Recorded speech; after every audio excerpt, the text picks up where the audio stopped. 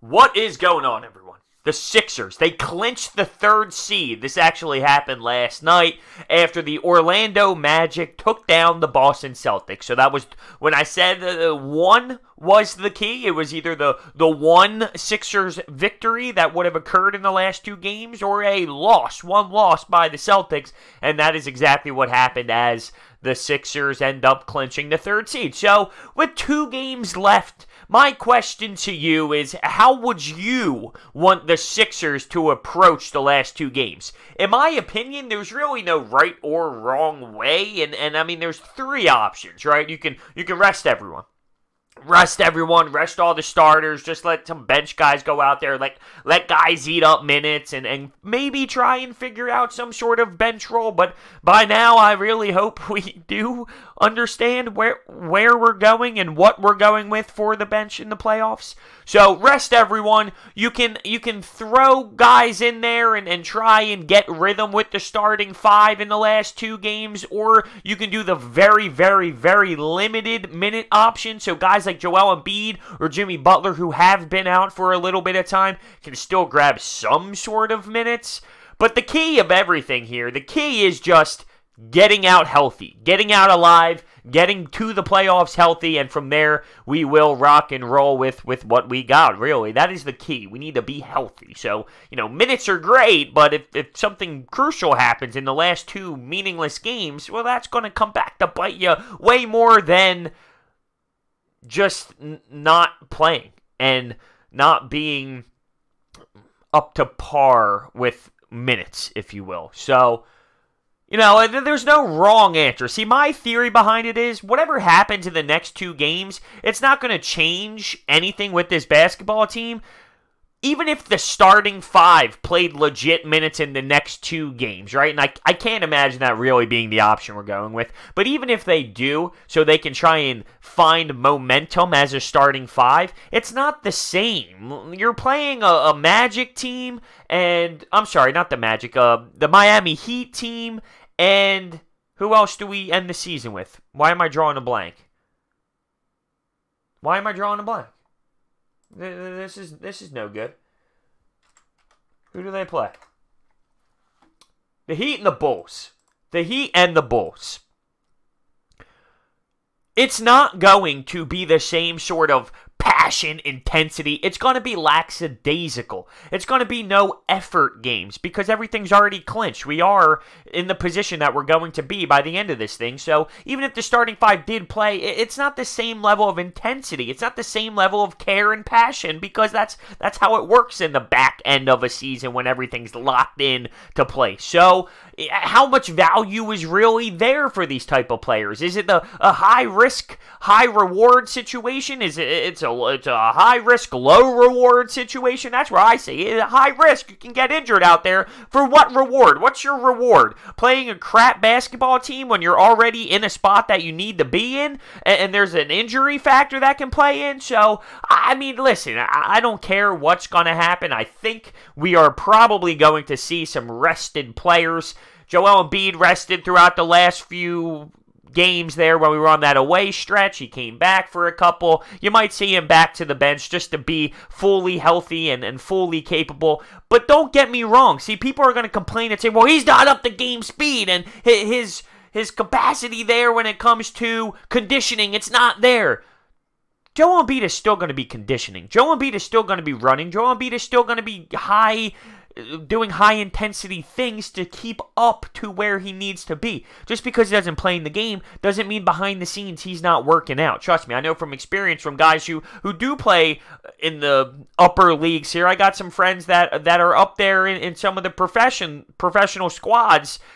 They do things off the ice. Just because they're not playing, if they're not going one night, they still are putting out full max effort as if it's a game to keep themselves up to speed for when they do jump back into things. So that is reality. So don't just make it seem like Joel Embiid will not be getting any sort of conditioning for the playoffs just because he's not playing in a useless game against the Miami Heat or the Chicago Bulls. In regards to who we might see this postseason. You hear the Brooklyn Nets, you hear maybe the Orlando Magic. Because of the tiebreaker, from my understanding here, it looks like the Brooklyn Nets are going to be the most serious option there. And I'm not afraid. Listen, I'll do a preview for the playoffs once everything does get set in stone for our competition and who we're going to see in the first series. But I'm really not afraid. I know guards go off against us. And like I said, I'll talk about this more in depth in a preview video for the series. But listen, throw me anybody at this point. I think our skill will outmatch anybody, and the intensity will. I really do believe that for once we head into this season, and it is what it is. So as of now, right now, we have it. We have it all locked and loaded. We have that third seed. We win 50 games in a row. Dude, I'm out to lunch today. That's why I need this coffee. 50 wins in a row. Hey, we won 50 games in a row in case you missed it. We won 50 games this season. And with the chance to win 52. And last year, we went on that big win streak down the season, and we overachieved. We overachieved getting that win total last season. And I don't like the argument of, well, we're going to win just as many as last year or win less than last year. That's all irrelevant. It's all irrelevant. It really is. This team has higher expectations. Last year, I really did. I think last year we overachieved and it was awesome. And this year with the expectations, it's just different, and the roster turnover so many times. It's just completely different when it comes to the win total. How can you actually compare what happened in the beginning of the season with Dario Saric, Robert Covington, Jared Bayless, and those type of players on the roster, Markelle Fultz even, to where we're at now? You just can't compare it and discuss the win total based off of the roster turnover and all that. But I am excited.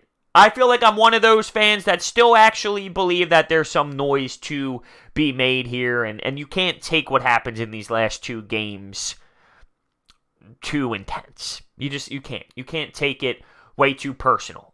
It has nothing to do with what's going to happen in the playoffs. So I want to know, what do you want to do? What would you do? If you were the coach, what is your choice for how we approach the next two games? Mine is escape injury at all costs. You could do very limited minutes. What if Joel Embiid played 10 minutes? I mean, is that even worth it? I don't know. Very limited minutes is cool with me. I don't want to see them playing too many. Risk of injury is there. No reason to even have it. This team is what it's going to be next week in the playoffs, regardless of what happens in the next two games, and that's how I see it. But in regards to still having some sort of hope, listen, I know there's flaws. I know this team isn't absolutely perfect, and I know that there's a lot of things that you can say might not be effective down the stretch in the playoffs. But I see some things that can be effective, and as a fan, I'm not sitting here saying we're going to win the NBA Finals. I know realistic expectations, and that's what I have for this team. But why would I want to sit here and be all negative, and this guy sucks, and the coaches? Why would I want to do that if I can approach this in a way where I'm using logic, I'm using things I've seen with my eyes with this team, but I still have realistic expectations on what we can do? If I sat here and screamed and said, well, we're going to win the NBA Finals in 4, we're not going to lose a playoff game. Okay, that doesn't make sense. But for me to see this team and be 8-2 when the starting 5 have played together in their 10 games, and I know the competition level we're playing, why can't we get out of the second round? Why can't we? Why can't why can't I believe that this team can do that? Because I know there's been some ugly times, but there's been some good times. And we're getting a well-rested team. We're in that third spot. I like it. I have faith in this team. I really do. And for them to make some noise. I'm not the one-rounder guy that, we're going to lose in the first round. Stop. That's called overreacting. It's called being immature. This team is good enough to get out of the first round. Is it impossible to happen? No, I mean, sports happen. There's been crazy stories. The Philadelphia Flyers in, 2010? Won in a shootout to make the playoffs and went to the Stanley Cup Finals and lost in 6. Crazy things happen. But we have a really, really, really, really good chance of winning the first round. Don't overreact to what's been going on. I know we're limping into the playoffs, but here we are. Third seed, and we're getting ready. We're getting ready. By the end of the week, on Saturday, this thing will be getting going, and I truly am excited. I really am pumped up to see this 76ers team. I think they return the page. Everything that happened, it's a whole new season once playoff starts. I know that's cliche, but it's a whole new season. You turn the page even though we limped into playoffs. And stats even prove that going into playoffs with momentum, that's a flawed thing. It's not real. You could take a look at stats. Stats prove it. It's not real. Because the mentality changes at the end of the season to what is the playoffs. So let me know down below what you think. I don't care if we see the Brooklyn Nets. I don't care if we see the Magic. I don't know if the Pistons are still in play. I don't care if we see them. I don't care. I think we could take care of business against any of those squads. Let me know your thoughts. Thanks for watching. I'll see you next time.